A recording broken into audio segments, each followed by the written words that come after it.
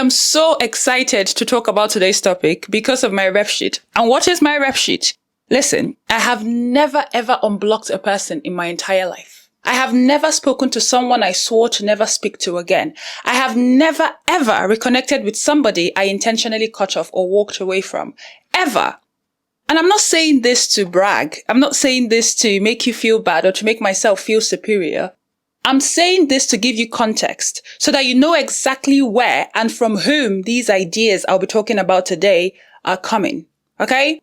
The reason so many of us struggle with no contact or with letting go is because we don't realize that the setup starts long before we find ourselves in the situation. It begins with intention, with creed, with clarity. This episode might be triggering. Yeah. So it might be uncomfortable. And you don't have to agree with me. Honestly, every time I make videos on this channel, I find it funny when people come to argue with me. You don't have to agree with me. I'm just a random woman on the internet saying things. Okay? All I hope you do is that you listen with your heart and an alert mind, not just with your ears or with your wounds or with your preconceptions. I believe one of the most harmful illusions we've been sold about relationships, any kind of connection, is that they're supposed to last forever, or at least for a long time. Now, don't quote me wrong. It's absolutely okay to want them to last forever, and some of them do. But the issue is that most of us walk into relationships with a fixed mindset.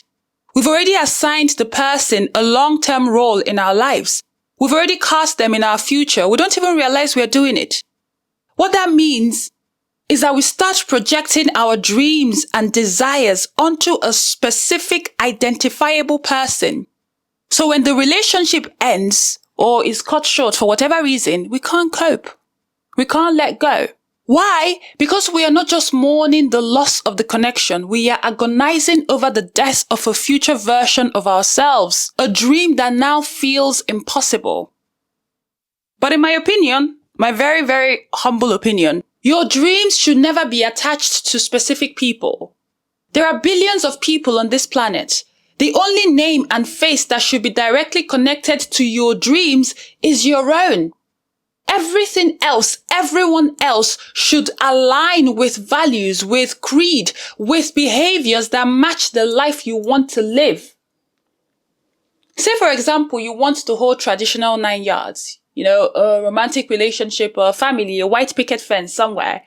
That's perfectly fine. It's a valid dream, But if the person you're building some sort of life with currently becomes non-conducive to the growth of that dream, then they have to go. They might not be a bad person per se, but that's not where you want to be.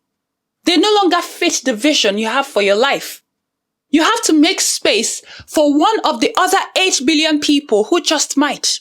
And yes, it will hurt.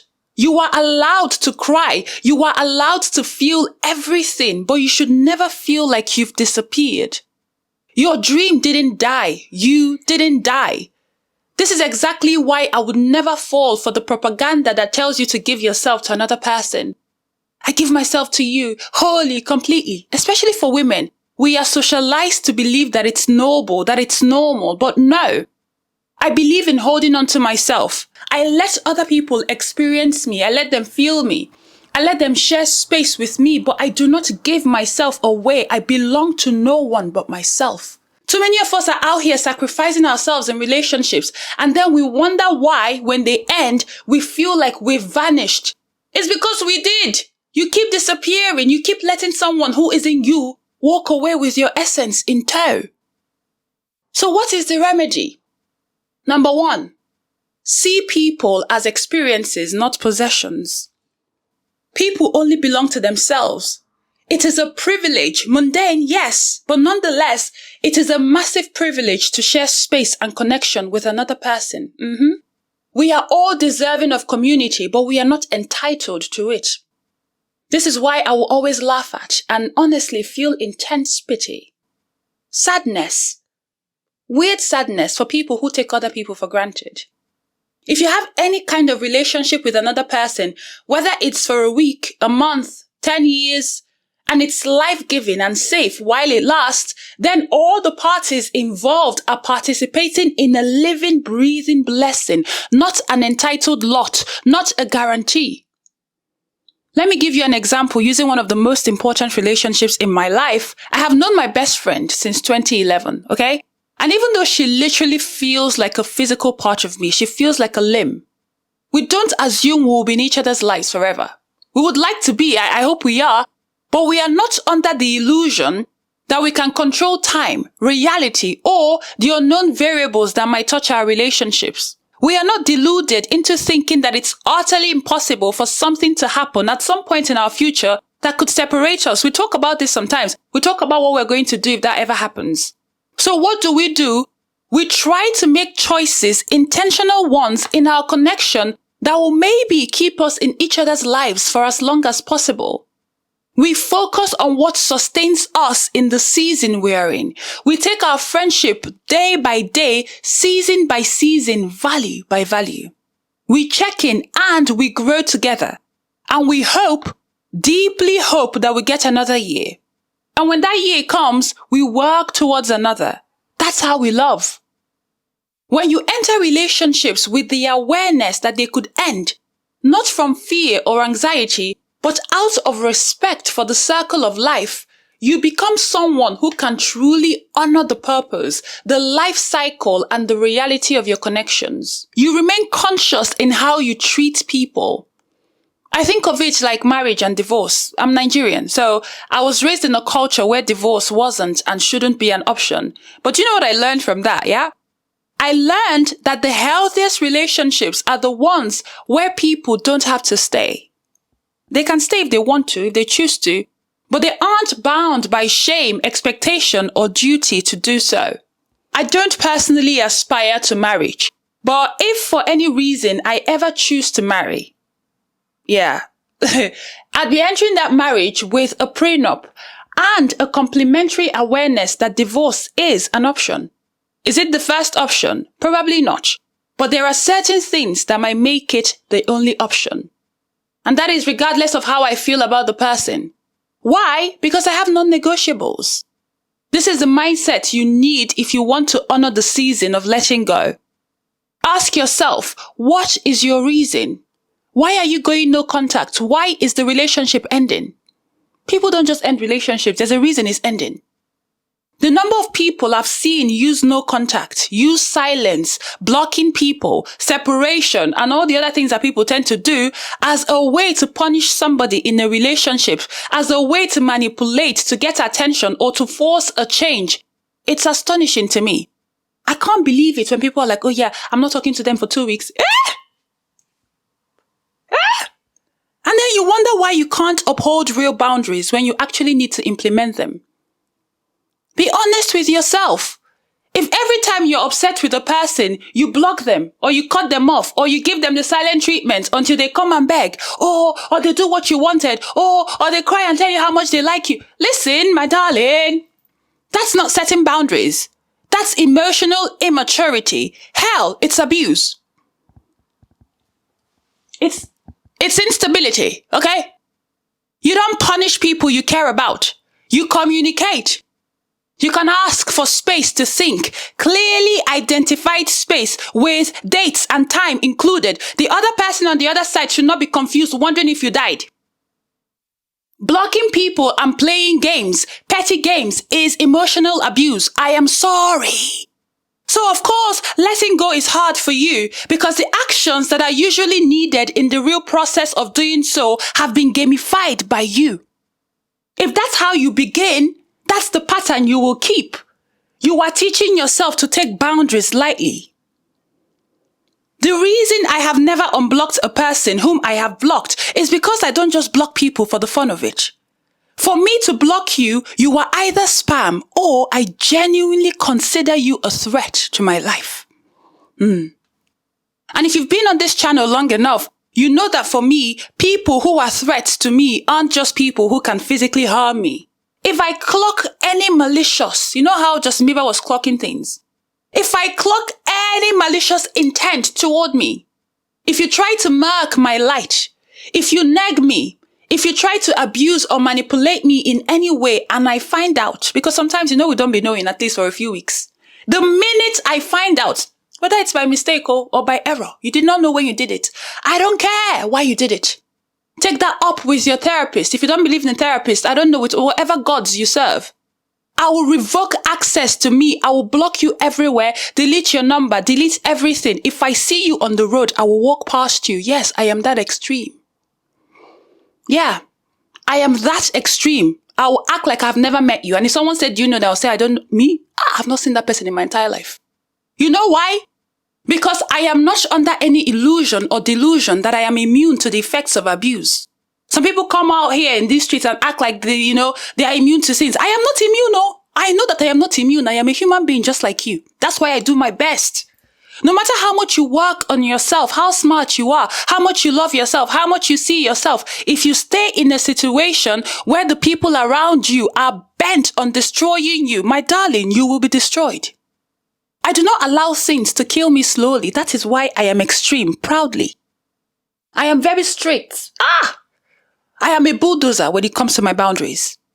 And by the way, it doesn't even have to be a bad person or a bad reason. The person doesn't have to be evil or abusive. Like if I know that staying in touch with somebody pulls me farther and farther away from the life I envision for myself, from the life that I deeply desire, for me, that is a threat to my life. Again, this might seem extreme, but I take myself and my boundaries that seriously. Now, do you see why I am able to maintain those boundaries? Do you see why I made the statement about my rep sheet at the beginning? I'm not telling you to be like me, but you have to assign a deep reason to no contact, to letting go. Never ever use it as a tool for punishment. Why are you people punishing people you love? You wouldn't divorce somebody on Tuesday just because you were angry and then marry them again on Sunday because you feel better. You know it's an option, yes, but it should probably be the last resort in all situations except when a non-negotiable has been crossed. Work on your communication skills, Bikonu. Please. There are so many other ways to buy yourself time, to calm down, to think things through. Always have a fight plan before the fight happens. Think of it like getting on a plane. They show you what to do in a case of an emergency. Does that mean the plane is going to crash? No. It just keeps you ready. Create a blueprint for rupture, for repair that doesn't leverage abandonment. Also, if the relationship was conducive for the parties involved, you won't have to go no contact. No offense. You will have conflict. Yes, everyone has conflict. But you'll still be in each other's lives. It will be you and them against the problem, not against each other. This is also why I do not believe in taking short relationship breaks. Real growth takes time. So if somebody's current behavior is hurting you so much that your only instinct is to walk away, but then you've rationalized it into a temporary 1-month break just so that they can get themselves together and they can see what I'm trying to say. Listen, it takes an average of 66 days for a new habit to become automatic. The key word there is average, okay? That means it could take longer. And the person has to be actively, intentionally, daily committed to that change for it to even begin working. That feels like an ultimatum to me. People need time to grow. They need time to fumble, to stumble while doing it. And they need time to figure out how to get back on track, to even know if they want to be on the track. Okay? And who out here is doing a truly disciplined, uninterrupted 66-day transformation journey just to appease another person? I personally don't expect that from anybody. And let's be honest, 66 days is a lot closer to 3 months than it is to 1. So are you sure you want a 1-month break? This is my take. Do what you will with it. But if I have to walk away from somebody for an extended period of time, to me, again, Pearl, to me, that means the time allocated for our experience is up. I have to let go because they do not belong to me. Also, I have 2 degrees. None of them are teaching. It's not my job to teach anybody life lessons. They can learn from life just like I have learned from life. We had our moment. We shared something real. But now it's time to release them back into the world to have other experiences. The question I always come back to is this. Is this an experience I still want to keep having? And if I haven't made it clear, I am a leaver. I don't believe in enduring relationships. That's exactly why I take all of mine so seriously. Yeah. Because if I ever find myself deeply considering leaving somebody or walking away from something I share with a person, that is all the confirmation for me. I don't need a bigger reason. I don't need drama or betrayal or some explosive moment to justify it. I do not believe in fairy tales where people fight and brawl and crawl and then come back because they love each other. Do you know the movies where you do all the drama and then you scream and then you die and then you wake up and then you love? Ew. The sword for me is a signal, and I listen to my signals. My gut has never failed me. In fact, every time I've struggled, it's because I didn't listen. So if you ever come to me for relationship advice, be ready to leave. If not, don't ask me. Especially when it involves anything about staying in situations that feel confusing or heavy or misaligned. My answer will always be the same. Leave. I will never be the person who tells you to stay or to try harder or to fix it or to mold yourself into something you're not just to keep the peace. I don't believe in contorting if you haven't gotten the message yet. I don't believe in jumping up and down for love. I don't believe in playing games or pretending confusion is code for mystery and unpeeled layers. And I definitely do not believe in holding on to people in the name of loyalty. No. This is an evergreen opinion of mine. I am open to changing my opinions, by the way, on so many things. That's if you bring me factual evidence that trumps the ones that I hold. But this is an evergreen one. This is how I have always moved, and I doubt anything could ever change my mind about it. Ask me in 20 years, and I'll still say the same thing. If it costs you your peace, if it costs you your clarity, your sense of self, leave. Yeah. Yes, there are people who break up, people who come back together stronger later, and it's a testimony, and they tell the world, and it's so cute and so lovely. But those people are outliers. The rule cannot be based on them. No. Some people I was attracted to in 2022, I wouldn't look at them twice now, because a lot has changed between 2022 and 2025. Honestly, between who I was 2 weeks ago and who I am now, a few things have changed. That's what happens when you are a person who is constantly learning, ever evolving, constantly open to the miracle of change. When you live that way, it's very hard to still want the same exact relationship you left behind 3 months ago. So now, what do we do with the pain? What do we do with the hurt that comes with losing relationships? You expect it. And then you multiply whatever it is you expect by 10. That's the worst it's going to be. And you need to be ready to allow it.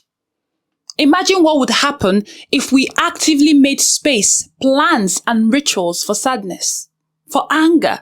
There will be far fewer people running back to the very things that broke them, to the very situations that almost took them out.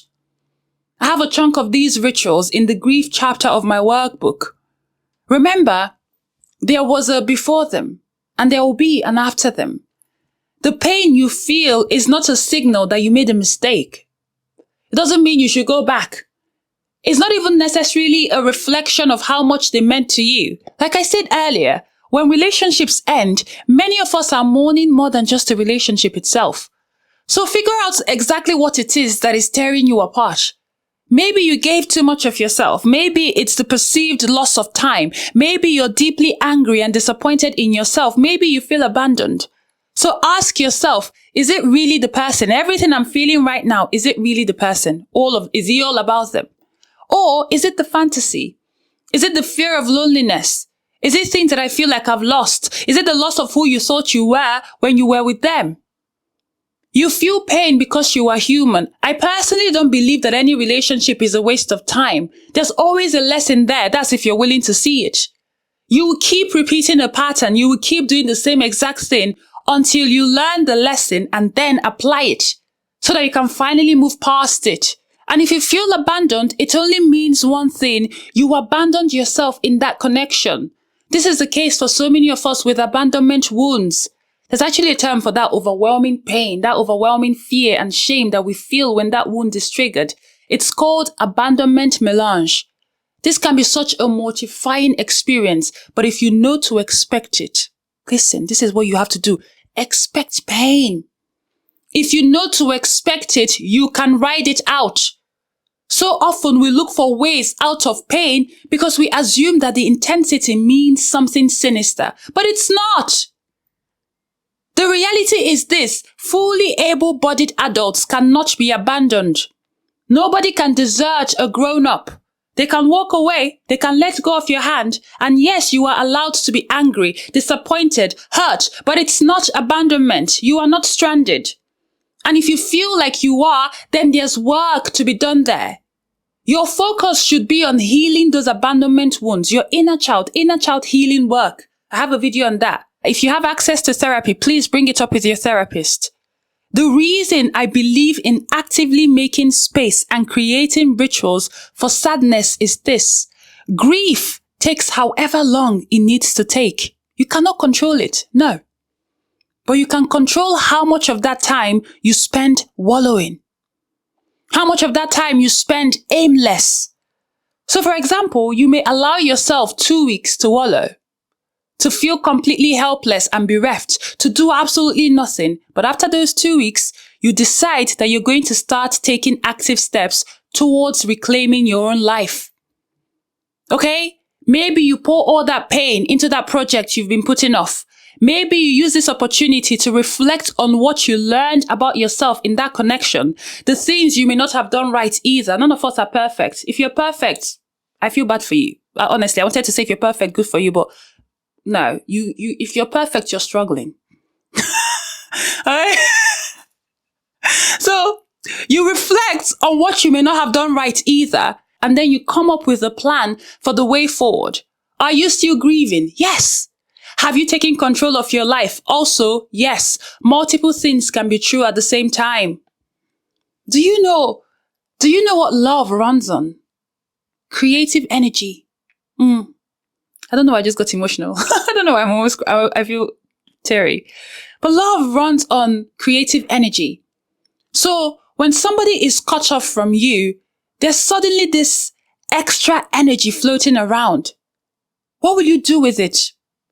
You can pour it back into yourself, into your friendship, into other relationships, maybe your relationship with your parents, if you want to, into your dreams, into your work. This period of pain can do wonders for you if you utilize it well. Again, it's all about you at the end of the day. Let me tell you a story. About 7 years ago, I was on my way to Mexico and I was supposed to transit through Canada, and I had an issue with my visa, so I couldn't get on the plane. In that moment, all these emotions rushed in, and then I was quite hypervigilant, and my nervous system was shit. So it was a terrible, terrible time for me. But all I could think about was my flight, my accommodation, and money that I barely had. I had to figure things out, of course. So I found a corner in Heathrow and I put my suitcase flat on the ground and I sat on top of it. And for me, that is a big deal, huge deal. I do not fancy. I'm averse to public floors and grounds. I do not touch them. I do not sit on them, but I do not put things on them. But I put my suitcase flat on the ground and I sat on top of it. And I picked up my phone and I set a 2-hour timer. And in those 2 hours, I cried, I panicked, I dissociated, I froze. But the minute my timer rang, I wiped my tears, stood up, found a bench, and I figured that shit out. Okay? The next day, I was on my way to Mexico. I think I had to have 3 layovers. It was a long, uncomfortable flight, but I made it. It's an unrelated story, but that's how I welcome sadness without being destroyed by it. Because I remember that day being quite in awe of what I had done. I remember looking at myself and thinking, oh, that's very interesting, Pearl. And that's where the habit began. I started acting that way going forward. I was still sad on the flight. I was sad because I had to figure out if my previous ticket was refundable. It was money that I didn't have much of. I had just spent the money that I saved for enjoying the trip itself on the new flight. I barely had any amount in my account on that flight, but nothing was going to stop me from going to Mexico. I had plans. I had a course that I wanted to do, in Mexico. And to Mexico I went. No regrets. Really, at the end of the day, it all comes down to what we want for ourselves. How we see ourselves, how we choose to honor our worth. It's okay if you feel weak right now. Maybe you don't even feel like you love yourself. But you know, thankfully, the good news is love doesn't have to be felt to be practiced. You can still show up for yourself. I break this down more in this video. Oh, it's this video. It's this video here. Okay? Stick to your boundaries. Know that you have value. Hurting, doubting, aching, that's all part of being human. And I hope you know that you're not alone. Okay? Stay the course. I feel all the pain. Sometimes when I talk, people assume that I feel differently because I've had people in my life, you know, some people that I know, when they ask me stuff and I say stuff, they're like, oh yeah, but it's you. No, baby, I feel so deeply, but I just know how to separate my emotions and logic. Like I'm someone who can do that, thankfully. My emotions do not control my thinking faculty, okay? Stay the course. Because what is waiting for you on the other side of letting go is a fuller, freer, more capable version of you. It is truly like going to the gym. The more you lift, the more you can lift. Does that make sense? The more you do it, the easier it gets. The more capable you are. And every time you feel the urge to bend backwards, to go back, to negotiate with the thing that you should be done and dusted with, remember why you started. Remember why you are here. If it was that great of a relationship, you would not be here, my darling. You deserve better. And you can start demanding it from life the minute you start giving it to yourself. As always, it's been an absolute pleasure. My name is Pearl Girl, and I'll see you in the next video.